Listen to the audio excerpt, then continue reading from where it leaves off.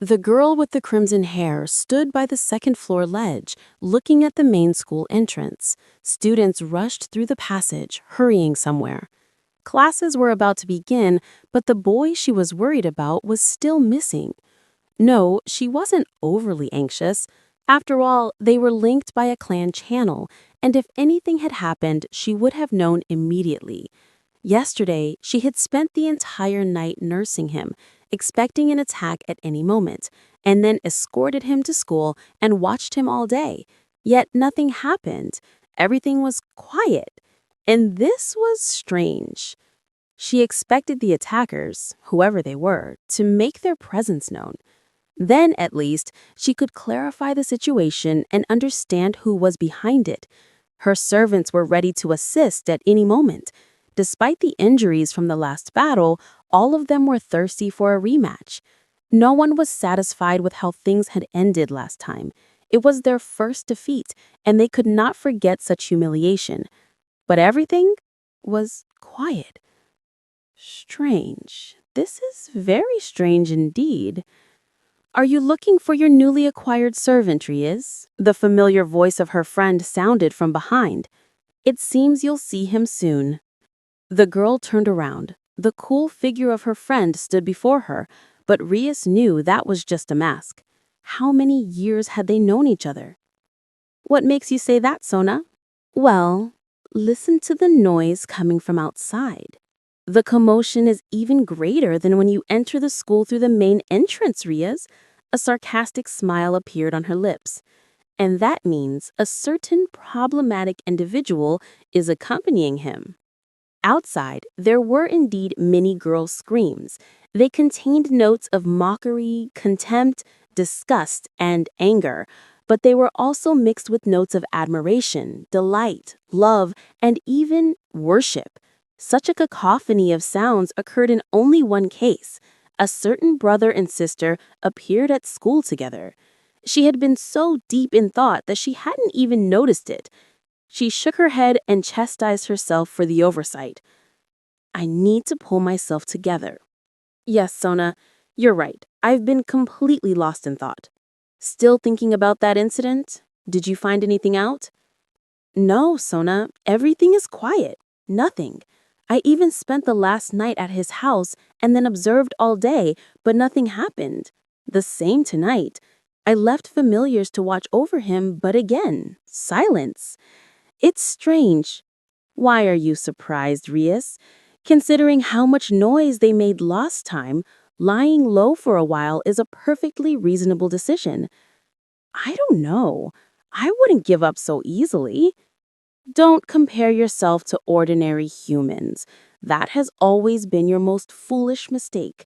Sona's glasses glinted. Then she nodded towards the entrance. "There's your new boy." The next moment, a body with disheveled hair flew inside, followed by a vortex consisting mostly of females who pounced on him. But despite the fact that this individual's body was performing its usual role as a floor mop, the smile never left his lips.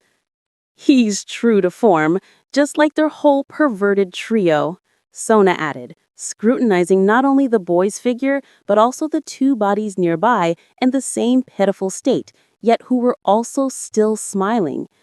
"It seems we should arrange a new disciplinary discussion for them." Suddenly, something intervened in the natural process of the storm's frenzy.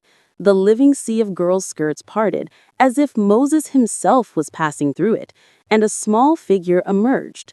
Standing between the three bodies basking in nirvana and the wrathful storm of skirts, she clasped her hands together and began to speak. And after just a couple of minutes, the sea calmed, and praising the messenger of God, it ebbed away. Riaz frowned, looking at this individual who was offering a hand to the three fallen sinners. "Sona, haven't you noticed something strange about—" But she didn't finish. "No, Riaz. Hyodo Tatiana is a completely normal human. We checked her first upon enrollment. After all, she is quite a prominent personality by human standards, but that's all. She has no abilities, except she has a very pure soul. It's quite possible that if the church were interested in her, she could become a powerful exorcist or even a saint. However, no contacts confirming her connection with them have been noted. I see. Yes, it's a pity, really. She has truly outstanding intelligence and charisma, not to mention her character and soul. I get goosebumps every time I encounter her. Haven't you noticed? Yes, perhaps, but I meant something else. Unless my sister mentioned her somehow. Sona hesitated. What? Leviathan Sama? Rias stared at her friend in shock. Why didn't you say anything sooner? Leviathan Sama, the lord of the underworld, is personally interested in her? There can be no mistake. There must be something about her. She couldn't just be a normal human. After all, Rias hadn't imagined it. Forgive me, Rias, Sona faltered, covering her face with a palm tiredly. She was wildly shouting something about a contract that she absolutely wanted to make with her. And no, she wasn't talking about a demonic contract. Her friend answered Rias's astonished look. Hyodo Tatiana is supposedly also an idol. But, to be honest, I didn't understand half of what she said. My sister was so excited it was unbearable. Or maybe I didn't imagine it. Tee-hee-hee. So that's how it is. I don't envy her. A smile appeared on Rias's face. If the magical girl Levi-chan herself has taken an interest in her, then she won't escape her grasp. Yes, I suppose I agree. I honestly even sympathize with her, which is why I gave her permission for free school attendance, without question. At least my sister has found a new toy, and I have a chance to breathe a little easier. For that, I'm truly grateful to Hyodo-san. Even the Snow Queen of Kuo High School found it difficult to endure the attention of her very affectionate sister. Sitting in the clubroom, something kept bothering Rias. Her friend had supposedly dispelled her doubts, but something just wouldn't let go. That time, the moment she was sitting at the servant's table in his house, casting hypnosis on his parents, something had flashed in her behavior. No, not just something. In response to it, goosebumps had run down Rias' spine in a never-ending frantic gallop, and her blood had frozen in her veins. It felt as if the Archangel Michael himself had aimed his sword of light at her. In the eyes of this seemingly innocent little girl, something so utterly insane had flashed for a moment that Rias' breath caught and the wound on her arm throbbed with the sharp pain. But the next instant, the sensation vanished as if nothing had happened, and her behavior afterward did not even cast a shadow of doubt that the hypnosis had worked. It all happened so fast that it seemed like only a hallucination. Yet, her intuition refused to be silent. No, stop overthinking things. She really is just a normal human. Even Sona confirmed it.